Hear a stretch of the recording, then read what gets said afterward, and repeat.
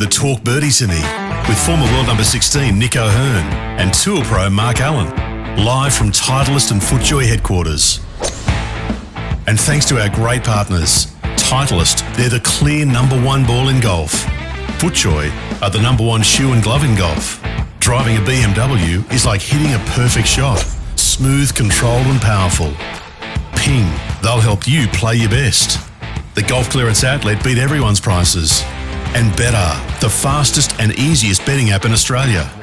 Now, from Titleist and FootJoy headquarters, it's time for Talk Birdie To Me. Hello everybody, this is a Talk Birdie To Me Mini, and Dan, as usual, it's over to you. Okay, so this one's an interesting one. This is a comment that Martin made, which is sort of directed at you, Mark, and I think it's a good one to talk about, and you'll have a view on this, no doubt. So Martin has said this: Mark, your comments around the Players' Championship at Sawgrass recently being a fifth major, not that it is a fifth major, but you said it should be the fifth major because it's the best field, caused some discussion. And I'm with some other people who disagree with you. The Players may have the best field outside of majors, but it's not the best for world golf. Your assumption is that a fifth major, whether played in Spain, Australia or Japan or somewhere else, would not attract a strong field, a prestigious enough field, or large prize money, and I think that would be wrong. I don't know he said that, by the way, but that's what he's... I'm not sure I said that. I don't think he did. Yeah. The fact is that US players get to play 3 of 4 majors on home soil with no global travel, on courses that they grew up playing on, and with home ground crowd advantage. This has developed a golf ecosystem over the last few decades that is favourable to America, and now, when you say that we can't break out of it, that's going to extend that. If the Players becomes the fifth major, we perpetuate the further Americanization of golf to the cost of world golf, and golfers and fans outside of America remain second fiddle. We should have the courage to make world golf truly world golf. Martin. Yes, thank you, Martin. Look, there's a bit in there. What you're saying is very noble of you, and to a large extent, I agree with you. But unfortunately, I'm a realist, and you are not, Martin.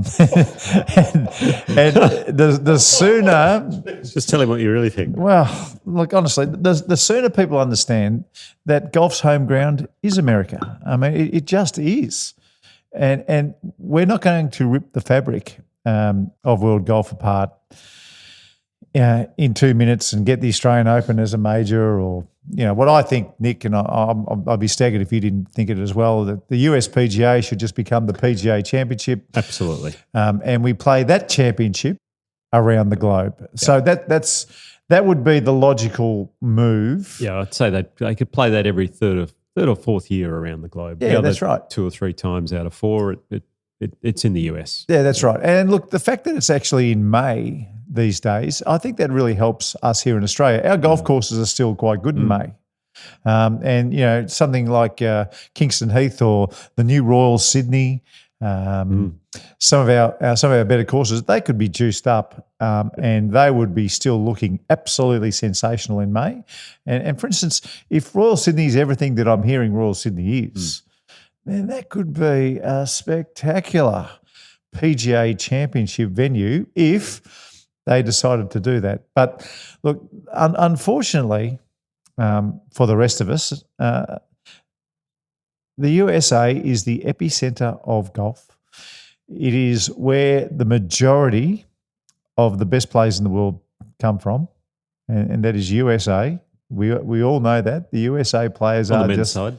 On the men's side, thank you, that they are the strongest players in the whole world. Because they're all coming from Asia in the women's side now. Yeah, that's true. The majority. That's true. But look, the women have a major that's not in America. They have 2 majors that aren't in America. They have 5 majors. They have. So I think they used to have 6. They used to have 6 for a bit. They used to have 6. I don't think the Players should be a major. I know you think it probably should be. Yep. But no, I've never thought it should. Well, and if they did make it a major, does that mean Craig Perks becomes a major champion? Yes, it does. Okay, I'm just curious. It does, because here's the thing. In 1960... Steve Elkington can add another 1 or 2. Did he win 2 players? I can't remember. In 1958, Arnold Palmer won the Masters. It wasn't a major. Yeah, I remember you. Yeah, I've gone through this. That's right. Yeah. So in 1960, when the world's golf media got together at Augusta, and for whatever reason, in 1960, realigning all the majors was a hot topic.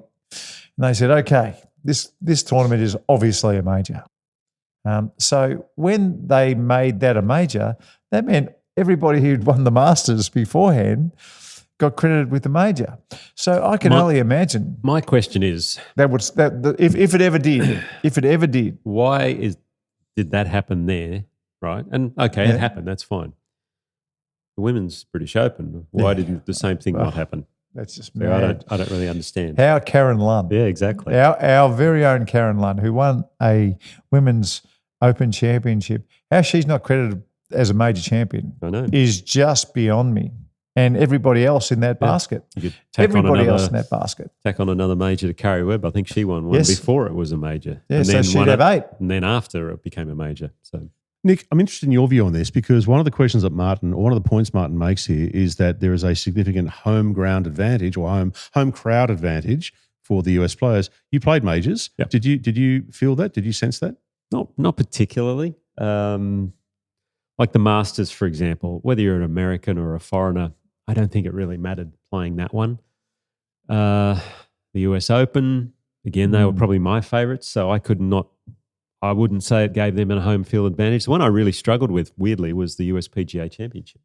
For some reason, that tournament used to beat me up pretty good. So, and if you look at the history of winners in that one, I would say you've probably, well, maybe not in recent years, but probably more Americans win that than anything. Yeah. So to your point, yeah, I mean, America certainly.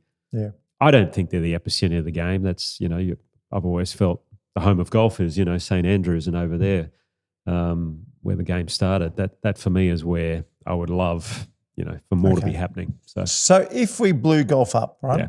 And this is the point that I was trying to make. Okay. I think golf's travelled too far for it to be blown up. But if we were to blow up golf right now, not like Liv did, but realign where everything is played, then I think you would have a US Open as a major. You would have the Masters as a major. Yep. I would have... You'd have the Open Championship. The Open Championship as a major. 1, 2, 3. Then you would have that PGA Championship. This is if we blew up golf. Yep. That would be rotated right around the world every single year, not one in every 4 years. Sure. But see, even though you understand the PGA landscape quite well and that the PGA is not going to give up that tournament like that, it just shows you, in my view, that unfortunately, and I mean that, unfortunately, Martin, America is golf's home ground as far as the men are concerned. So I just don't think it's possible. The reason I think the 5th major should be the Players' Championship is because it's just so much fun every year. I just cannot wait for it. It is a great event. It's a great event. It does have a very strong field. They play for an awful lot of money, which is secondary, but the prestige is there.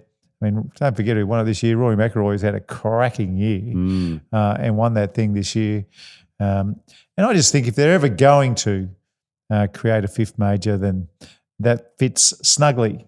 But maybe, Martin, maybe you're right. Maybe, we have a world, what I don't even know what you could call it. What else? The international major, and just have that one floating around the world. I don't know how you'd do it. I like the PGA Championship as that because you have PGA associations, memberships everywhere throughout the world. That's right. But change to the world, not US.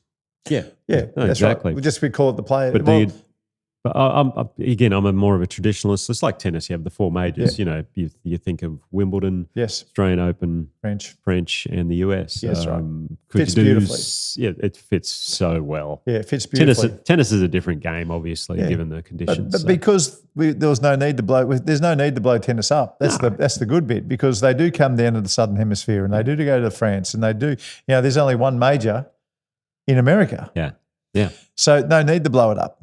But unfortunately, golf has just developed very differently, even though it was born in the UK. So we think, maybe Holland.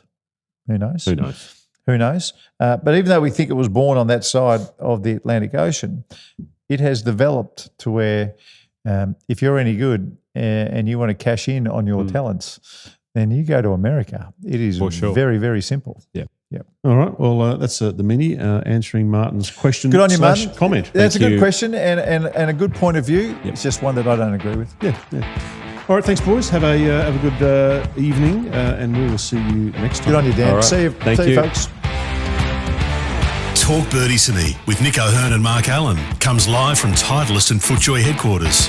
And thanks to our fantastic partners, Titleist is the clear #1 ball in golf. FootJoy, the #1 shoe and glove in golf. BMW, luxury and comfort for the 19th hole. Ping, they'll help you play your best. Better, the fastest and easiest betting app in Australia. And the Golf Clearance Outlet, who beat everyone's prices.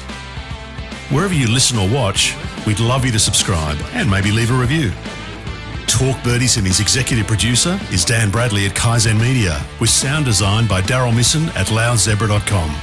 And now from Titleist and FootJoy headquarters, that's been Talk Birdie To Me.